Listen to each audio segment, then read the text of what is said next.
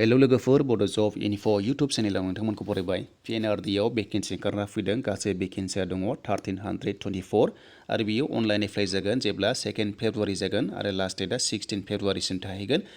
आरो वेबसाइटआ जाहैबाय asird.assam.gov.in बेवहाय थांनानै जेब्ला डेट जागोन अब्ला एप्लाइखौ खालामदो बे पस्टआ ग्रेड 3 आरो नाथाय माने कन्ट्रेक्चुवेलसो जागोन नोंथांमोना जबखौहाय कन्ट्रेक्चुवेलसो मावनांगोन दा जों थांनोसै बेहाय अफिशियेल सर्ट नटिफिकेसन नायनोसै बिनि फुल डिटेल्सआ फैथ'वाखै जेब्ला डिटेल्सखौ मोनगोन आं अब्ला नोंथांमोननो बिनि फुल डिटेल्सखौ होगोन थेवब्लाबो नैबे जाबाय अफिशियेल सर्ट नटिफिकेसन दा जों बेवहाय नायग्रोदिनि दा जों सिरियल नाम्बार नुगोन प्रग्राम नुगोन केटेगरि नुगोन लेभेल एज आरो पस्ट जों बेवहाय नुगोन दा जों 1 2 3 आव नायदो बे जाबाय CFP लेभेलनि बियो प्रग्रामा माने पस्टआ ओमफ्राय जों बेहाय पस्टखौ जों नायोब्ला केटेगरिया जाहैबाय नाम्बार 1 आव दङ ब्लक GIS कअर्डिनेटर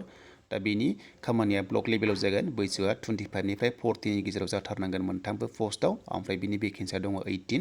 दा जों सेकेन्डआव फैबाय सेकेन्डआव जोङो नुबाय ब्लक NRM एक्सपार्ट ब्लक लेभेलाव जागोन खामानिया 25 निफ्राय 40 नि गेजेराव जानांगोन भेकेन्सिया 37 दङ आरो जों नाम्बार 3 आवबो मोनदों भेकेन्सिखौ 37 आरो बेनि केटेगरिया जाबाय ब्लक लाइभलिहुड एक्सपार्ट दा जों फैबाय नेक्स्टआव महात्मा गान्धी एनरेगा लोगोफोर 4 5 6 7 बे सिरियल नाम्बारा ओमफ्राय बेनि पस्टआ जाहैबाय नाम्बार 4 नाव दङ MIS अफिसार डिस्ट्रिक्ट लेभेलाव जागोन खामानिया आरो बैसोआ 30 निफ्राय 40 नि गेजेराव जानांगोन भेकेन्सिया 3 ल' दङ 5 आव जों नायोब्ला कम्पिउटार एसिस्टेन्टआव जोङो ब्लक लेभेलाव मोनगोन खामानिया बेहाय बैसोआ 25 निफ्राय 40 जाबानो एप्लाइखौ खालामनो हागोन आरो भेकेन्सिया दङ 25 6 आव दङ बेहाय एकाउन्ट एसिस्टेन्ट दा बे जागोन खामानिया ब्लक लेभेलाव 25 निफ्राय 40 नि गेजेराव जाथारनांगोन बैसोआ ओमफ्राय भेकेन्सिया 44 दङ सिरियल नाम्बार 7 खौ नोंथांमोना गोसो होना नायबानो जाबाय बेहाय ग्राम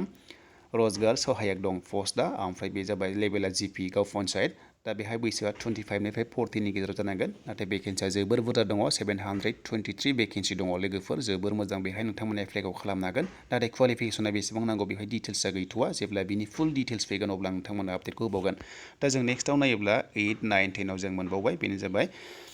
PMAY नि लेभेलनि जागोन बे लोगोफोर दहायना MGNरेगानिमोन दानिया बे PMAY नि एसिस्टेन्ट डिस्ट्रिक्ट प्रग्राम मेनेजार लोगोफोर बेहाय डिस्ट्रिक्ट लेभेलाव जागोन बैसोआ नोंथांमोना 30 निफ्राय 40 नि गेजेराव जानांगोन आरो बे जाबाय भेकेन्सिया 9 दङ आरो जों नेक्स्टआव मोनबाय बेहाय नाम्बार 9 आवहाय बेनो जाबाय ब्लक प्रग्राम मेनेजार ब्लक लेभेलनि जागोन बियो 25 निफ्राय 40 नि गेजेराव जानांगोन बैसोआ भेकेन्सिया दङ 137 आरो जों मोनबावबाय ग्राम पन्सायत कअर्डिनेटर बेहाय दङ 25 निफ्राय 40 नि गेजेराव आरो भेकेन्सिया 291 दा गासैखौबो लानानै भेकेन्सिया दङ 1324 नोंथांमोनाहाय एप्लाइखौ खालामदो जेब्ला नोंथांमोना माने 2 फेब्रुवारि जागोन अब्ला डिटेल्सखौ मोनफिनबावगोन दा जों बेवहाय माखासे जोङो इन्सट्राक्सन्स मोनदों लोगोफोर बेखौ जोङो नायबावनांगोन लोगोफोर नोंथांमोना नायनो हागोन आरो PDF फाइलखौ डाउनलड खालामनानै नायबानो जाबाय दानिया लोगोफोर जोङो बैसोखौ नायोब्ला मोनसे मोजां सुबिदा दङ बेनो जाबाय SC ST फोरा 5 इयार्स बाराबाबो एप्लाइखौ खालामनो हागोन टेनसन लानाङा नोंथांमोननि थाखाय कनसिडार दङ OBC MOBC फोराबो मोनगोन 3 इयार्स आरो जुदि नोंथांमोना PH बा नोंथांमोना 10 इयार्स मोनगोन एबा फिजिकेल हेन्डिकेपब्ला लोगोफोर आं नोंथांमोनाहाय अफिशियेल फुल डिटेल्स नटिफिकेसन मोनोब्ला होबावनोसै बेनिखायनो नोंथांमोना भिडिअखौ मोजां मोनोबा खनसे लाइक खालामदो आरो लोगोसे गोदानै फैदोंबा चेनेलाव साबस्क्राइब खालामदो